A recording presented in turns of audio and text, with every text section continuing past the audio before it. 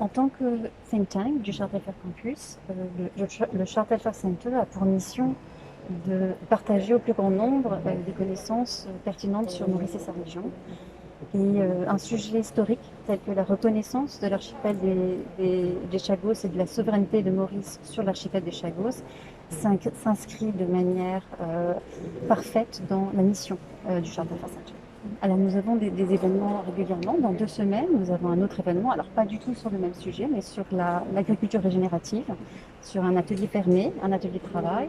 Et bien sûr, nous allons continuer tout au long de 2022 à continuer à avoir des événements, certains ouverts comme celui d'aujourd'hui, et d'autres des ateliers de travail. Et, nous publions nos événements sur notre page Facebook, donc j'invite tout le monde à vérifier s'ils veulent pouvoir participer. This lecture is about a place called Chagos, an archipelago that is scattered across a vast swathe of the Indian Ocean. I'm not a neutral observer. For a decade I've acted as counsel for Mauritius in a place the United Kingdom government calls the British Indian Ocean Territory. The government website from London describes an archipelago of 58 islands covering 640,000 square kilometres, a British Ocean Territory administered from London, located approximately halfway between East Africa and Indonesia. Access to the area is restricted, the site tells you, although wealthy owners of yachts are free to apply for mooring permits. Professeur Clemsens, quelle est l'essence de l'événement d'aujourd'hui pour vous? C'est une conférence que je vais donner qui reprend une conférence que j'ai donnée à Londres il y a 2 semaines sur la totalité de l'histoire du Chagos, y compris tous les procès juridiques et qu'est-ce qui pourrait se passer à l'avenir. Je suis plutôt optimiste. Le Maurice a complètement gagné sur le plan juridique. La Cour internationale de justice, le tribunal du droit de la mer, l'Assemblée générale des Nations unies ont tout ordonné que la Chagos appartient à l'île Maurice. Il n'y a plus de doute sur cette question, c'est complètement clair. Alors on repart maintenant sur le plan diplomatique et politique. Il y a 2 pays importants qui n'ont pas encore reconnu la réalité juridique, c'est-à-dire le Royaume-Uni et les États-Unis. Il y a 3 autres pays qui apportent du soutien. Mais à part ça, le monde entier est du côté maintenant de l'île Maurice. Alors c'est de convaincre le Royaume-Uni. C'est ça qui joue. C'est une conférence aujourd'hui et je parle au niveau personnel. Je suis professeur à l'université, je suis écrivain et je voulais donner une conférence qui raconte une histoire. Et je vais raconter l'histoire des Chagossiens, de Madame Lisbeth Élysée, qui sera avec nous aujourd'hui. Vous voudrez peut-être parler avec elle plus tard, elle va arriver prochainement, et qui a été le témoin star dans le procès à la Cour internationale de justice. Je vais tout expliquer dans la conférence. C'est une conférence pas juridique, pas historique, c'est une conférence du cœur qui raconte cette histoire. Et je suis plutôt optimiste.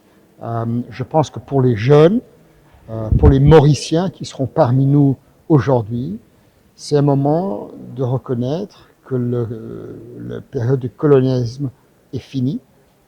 L'île Maurice a bien réussi dans ses efforts. C'est un moment d'être un peu fier de ce que l'île Maurice a obtenu au niveau international contre des grands pays, il faut le dire. Et une façon de dire qu'avec la fin de la décolonisation, l'avenir, c'est pour les jeunes de l'île Maurice. Ils auront bientôt un territoire intégral et c'est une bonne chose. Et j'ajouterai une chose. Il y a un aspect sur le Chagos qui est très important et qui touche beaucoup sur les jeunes. J'ai 3 enfants, 26, 24, 21 ans. Et je sais que pour eux, l'environnement, le changement climatique et tout ça, c'est vraiment d'une grande importance. Et dans cette histoire de Chagos, il y a un aspect environnemental qui joue d'une grande importance. Et je suis ravi que le gouvernement de l'île Maurice a été ferme dans sa détermination d'assurer la protection de l'environnement de cet archipel remarquable. Et ça, c'est très important pour les jeunes et pour les générations à venir. Très important. Offered to the judges a first-hand account of what it means to be removed from your home on Peros Banhos in 1973 and her continuing desire to return. Je m'appelle Lisby Élisée. Je suis née le 24 juillet 1953 dans Peros Banhos. Mon papa né dans ces îles, mon maman né dans Peros Banhos. Mon grande famille aussi est née là-bas. Je fais partie de la délégation mauricienne. Je peux raconter toutes mes souffrances depuis que je me déraciné le Mosile Paradis. Nous sommes contents que la Cour internationale peut accueillir nous aujourd'hui.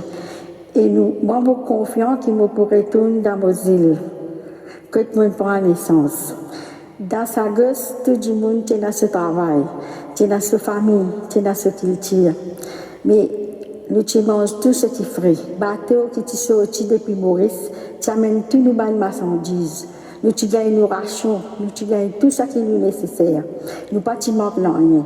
Dans sa gosse, tout le monde qui vit une bonne la vie. Mais un jour, l'administrateur qui finit à nous, qui nous peut bien quitter nos îles, quitte nous la case, nous aller. Tout le monde n'est pas un peu content, je suis en colère, qui fait il dit à nous bien aller. Mais nous pas à soi, pas nous laisser nous connaître qui fait. Jusqu'à aujourd'hui, nous ne connaissons pas qui fait, nous pouvons bien aller. Mais après, le bateau qui peut amener manger, fin arrête de venir. Non, rien nous pas pour manger. Aucune médecine, aucune non. Nous ne passons bien misère. Mais après, un bateau qui vient, appelle notre verre. L'administrateur qui dit à nous, qui nous besoin embarquer, qui tous nos bagages, qui tout ça qui nous a, pour 10 nous laisse nous aller. Et ça, du monde qui vient en colère qui fait ça. Et quand il fait ça dans le noir. Nous embarquons dans le noir pour ne pas trouver nos îles. Et quand nous finissons embarquer dans ce bateau-là, avec de mauvaises conditions. Nous avons un ban d'animaux, un ban d'esclaves de ce bateau-là. Ban de monde qui type mort à la sagrin de ce bateau-là. Et moi, à l'époque-là, je suis enceinte 4 mois. Le bateau-là prend 4 jours pour y arriver à Maurice. Mais quand il est arrivé, moi, mes enfants filmaient et ils filment. Je dis à qui fait mes enfants filment parce qu'ils m'ont traumatisé de ce bateau-là. Moi, il y a beaucoup de tracas, moi, bouleversé. À cause de ça, même quand mes enfants filmaient, ils m'ont. Moi, je dis, nous ne devons pas perdre l'espoir. Nous devons imaginer qu'un jour, nous pourrons tourner dans la terre que nous sommes. Moi, les cœurs peuvent souffrir et moi, les cœurs encore attachés avec Mosile, que nous sommes. Mais personne qui n'est pas content, qui est dans cette île que nous sommes, pour déraciner comme un ban d'animaux. Et ça fait les cœurs faire mal. Et moi, je dis, la justice besoin faire. Et moi, besoin retourner dans Mosile. Que de mener, est-ce qu'il y a quoi, pas faire les cœurs faire mal, quand on dit déraciner les îles, comme un animal, pas connaître que de perdre nous, et moi bien ça grand jusqu'à aujourd'hui, moi pas connaître même comment on sorti dans mon sac. Il fait nous sortir par force, et moi bien ça grand, et moi l'âme collée tous les jours, mon mazidin, qui m'a bizarre retourne dans mon île. Je dis à mon bizarre retourne dans mon île que je et mon bizarre almo là-bas, et que mon grands-parents finissent enterrés dans l'endroit que nous prenons naissance et dans nos îles natales.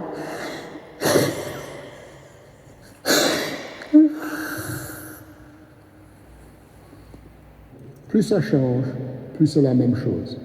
In the meantime, Madame Élisée waits patiently and with the greatest dignity imaginable.